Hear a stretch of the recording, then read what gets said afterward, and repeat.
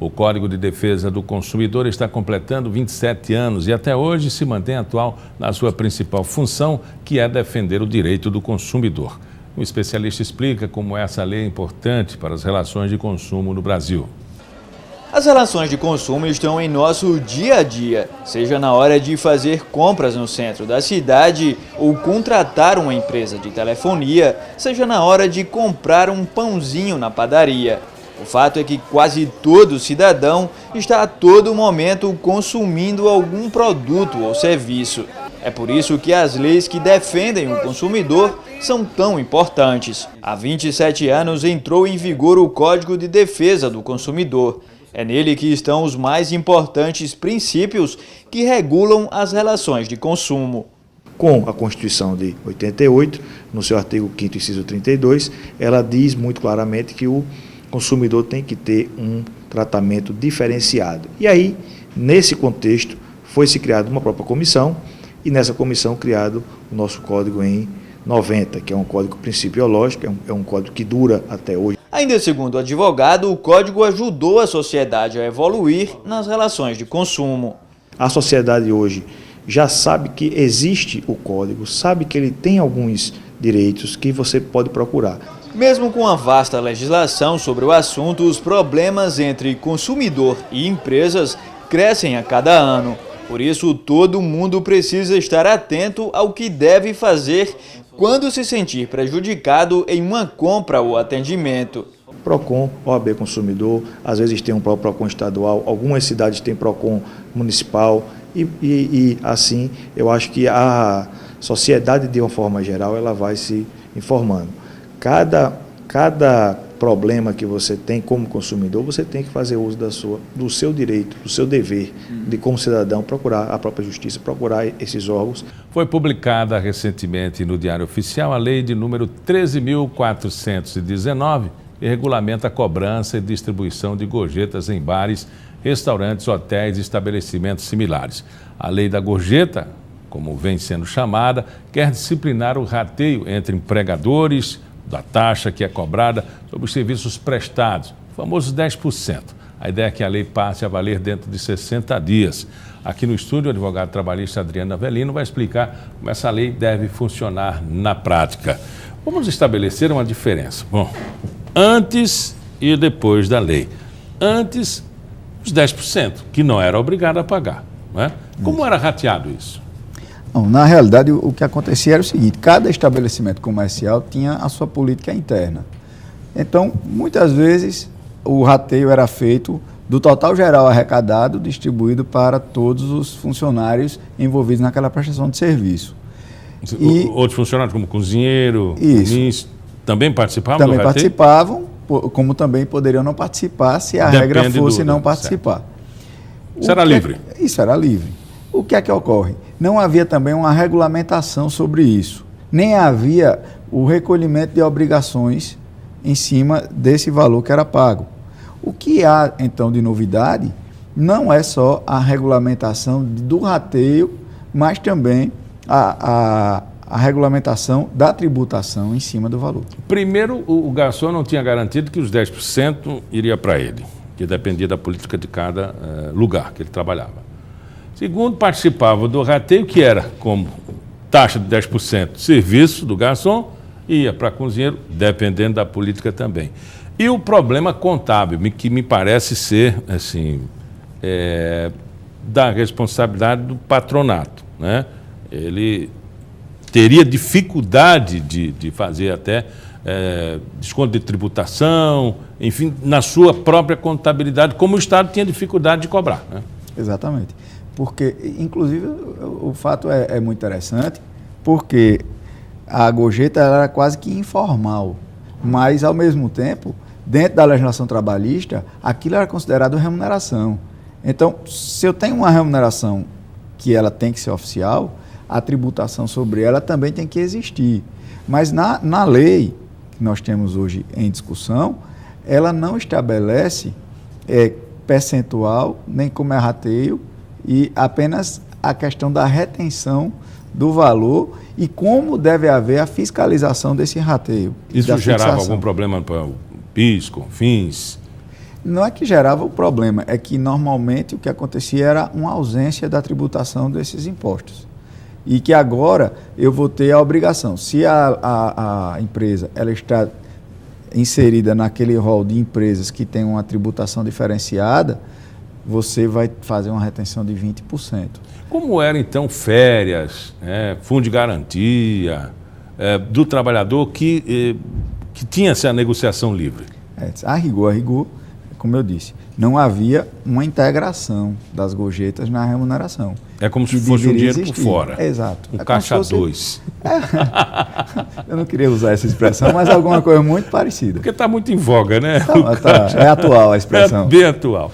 Bom, com essa lei, o que ela modifica, que regulamenta, o que dá de garantia? Pronto. O que é que acontece? Agora, a gorjeta ela vai ser discutida em Assembleia Geral, em convenção coletiva ou acordo coletivo.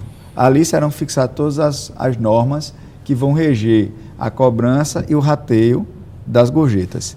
Inclusive a retenção da parte que vai ficar com o empregador para se fazer a tributação sobre aqueles valores. Certo? A lei apenas estabeleceu o percentual que o empregador poderá reter para fazer face a esses pagamentos que vão incidir sobre o valor da gorjeta. Considerando que hoje os 10% de livre-arbítrio do consumidor, ele paga se quiser, como é que fica agora com essa nova legislação? Uma vez estabelecido o valor da gorjeta na convenção, no instrumento coletivo, qualquer um que seja, convenção, acordo ou até um documento gerado em Assembleia Geral, aquilo passará a ser obrigatório dentro do exercício da profissão daquele empregado e da atividade econômica daquele empregador. Então essa lei vai sobrepor a outra? Na realidade, ela altera o que existia antes de normatização da CLT, e ela é direta, ela altera a CLT, mas ela reporta ao instrumento coletivo. Então, até a retenção dos 20% da empresa que tem um regime diferenciado de tributação e os 33% da empresa que não tem um regime diferenciado de tributação, tem que estar contido a autorização de retenção desse valor no instrumento coletivo. Então, o cidadão no restaurante não pode dizer, não vou pagar porque não é obrigatório. Inclusive, até a espontânea, que muitas pessoas que eu conheço, além de pagar 10%, ainda dão mais alguma coisa, essa espontânea vai entrar nesse regime. A própria lei já prevê. Depende da honestidade de quem recebe. Aí sim, depende sim, da boa-fé. E às vezes a própria negociação, né, que é paritária, vamos dizer assim, a classe patronal com os empregados naquela localidade, ela dispunha o seguinte: olha, o que você receber é seu, pode botar no bolso, e aqui eu só quero o meu. Tá? Aí ficava uma livre negociação, às claras, porque aí o cara recebe, bota no bolso, bom, está livre de tributação, enfim, é uma gorjeta, não é uma caixa 2, isso é gorjeta, né? Até para definir melhor, que a gente ficou brincando com aquela história de caixa 2, né? Mas no caso dessa livre negociação, o empregador não pode fazer caixa 2 dessa gorjeta. Não, ele exerce o controle daquilo que ele recebe, não é? Ele vai fazer a contabilização daquilo, vai fazer a retenção, vai recolher a tributação que incide sobre isso, mas vai haver uma fiscalização, Miguel.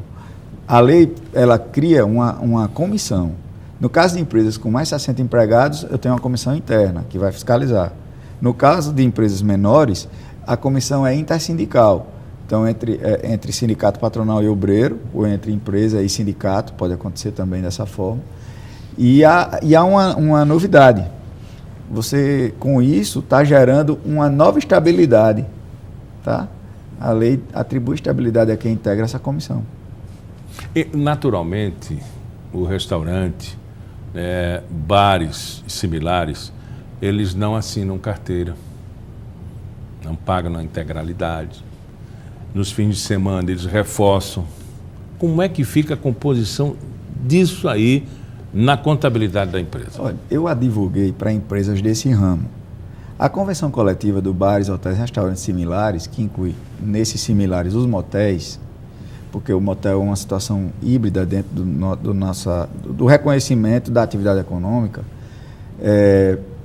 porque ele, de certa forma, tem uma nuance que a lei não vai diretamente nela, mas, ao mesmo tempo, reconhece como atividade econômica, oficial. Então, o que é que acontece com essas situações desses estabelecimentos? Na hora que eu tenho um instrumento coletivo que rege o contrato, esse instrumento ele vai somar com aquilo que a lei já estabelece. Por que é que eu estou falando isso? Porque na época que eu advogava para empresas desse ramo, e ainda advogo para algumas, a dificuldade era se estabelecer a remuneração dessas pessoas que eram contratadas para reforçar nos finais de semana. Então eu descobri que no instrumento coletivo existe uma situação que prevê isso, que é o pagamento por hora. É o chamado horista. Então eu posso contratar pessoas para reforçar a minha equipe e ele vai receber por hora. Só que isso vai trazer uma situação bem parecida que eu já discuti aqui com vocês, da diarista. Tá? Até onde é diarista e até onde ela não é diarista. Porque se ele for fixo todo fim de semana... Então a coisa começa a mudar. Não é mais diarista. Ele não é mais uma pessoa que vem para reforçar. Ele não se enquadra no horista sem vínculo, mas ele passa a ser um horista com vínculo. É bastante complicado. Agora, quando é que isso está regulamentado? A lei pode estar regulamentada, mas não pode ser imposta porque ainda falta o sindicato discutir, falta a Assembleia para aprovar. Em quanto tempo você acredita que isso está regulamentado, já transitado, enfim? Eu entendo que esse vacácio legis que foi estabelecido de 60 dias é justamente para que as empresas e os sindicatos comecem e até os empregados comecem a se organizar para que isso passe a ter uma vigência plena a partir dos 60 dias, porque eu posso já estabelecer prazo de convenção, acordo coletivo, ou até uma Assembleia Geral para discutir só isso, eleger a comissão ou as comissões, e a partir daí, quando a lei passa a reger essas relações de forma plena, a eficácia dela não esteja limitada pela ausência do instrumento coletivo que tenha que ser firmado. Obrigado pela entrevista. Pausa especial fica por aqui. Voltamos amanhã às 11h30 da manhã, com reprise às 4h30 da tarde. Até lá.